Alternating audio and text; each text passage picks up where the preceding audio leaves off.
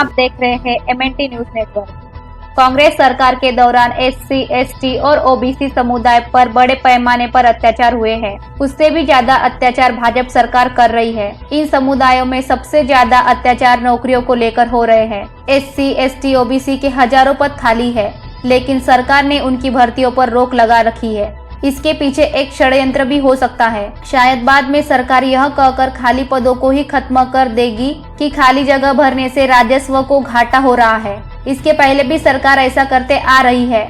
देश के विभिन्न हिस्सों से नौकरियां और विभिन्न पद भरने के लिए हुई परीक्षाओं के नतीजे अब तक सरकार ने जारी नहीं किए हैं। इसके खिलाफ देश भर में विरोध प्रदर्शन हो रहे हैं। इसी बीच केंद्र सरकार ने जानकारी दी है कि केंद्रीय विश्वविद्यालयों में 18,000 से अधिक पद रिक्त है। संसद में एक लिखित प्रश्न का जवाब देते हुए केंद्रीय शिक्षा मंत्री रमेश पोखरियाल निशंक ने बताया कि खाली पड़े पदों में 6,210 शैक्षणिक और 12,437 गैर शैक्षणिक पद है।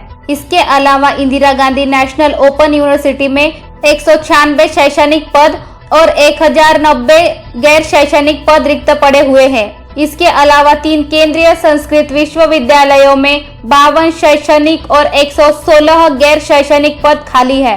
केंद्रीय मंत्री ने यह भी कहा कि पदों का रिक्त होना और भरते रहना एक सतत प्रक्रिया है। शिक्षा मंत्रालय और UGC विश्वविद्यालयों पर नजर रखते हैं। उन्होंने आगे कहा कि UGC ने 4 जून 2019 को विश्वविद्यालयों और कॉलेजों को खाली पदों को भरने के लिए दिशा निर्देश दिए थे, जिसके तहत चयन प्रक्रिया और भर्ती के लिए समय सीमा दी गई है। खाली रिक्तियों को भरने का काम विश्वविद्यालयों को करना होता है। एक रिपोर्ट के मुताबिक शिक्षकों की कुल तयशुदा संख्या के 1/3 पद अभी भी रिक्त है। इसके बावजूद वर्तमान में एड हॉक, कॉन्ट्रैक्ट या गेस्ट फैकल्टी के बतौर काम कर रहे शिक्षकों को स्थायी करने के बारे में सरकार नहीं सोच रही है।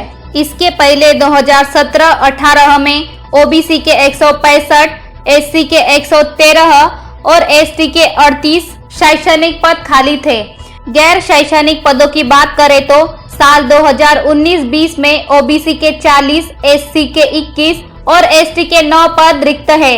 2018-19 में OBC के लिए खाली पदों की संख्या 158, SC की 80 और ST की 40 थी।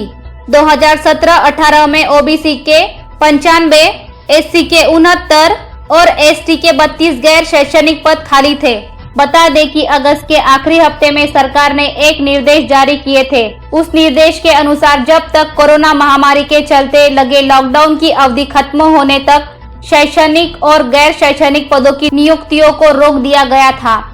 यानी मोदी सरकार ने राम मंदिर का निर्माण लॉकडाउन में किया, गाजियाबाद का डिटेंशन कैंप लॉकडाउन में निर्माण किया, बैंक बेची, रेलवे बेची, बीमा कंपनियां बेची, एयरपोर्ट बेचे, यहाँ तक मध्य प्रदेश में सरकार बनाई गई। लेकिन जब लंबे समय से खाली SC, ST और OBC पदों को भरने की बात आई तो सरकार ने महामारी और लॉकडाउन के नाम पर रोक लगा दी। यानी सरकार SC, ST, OBC के साथ धोखेबाजी कर रही है।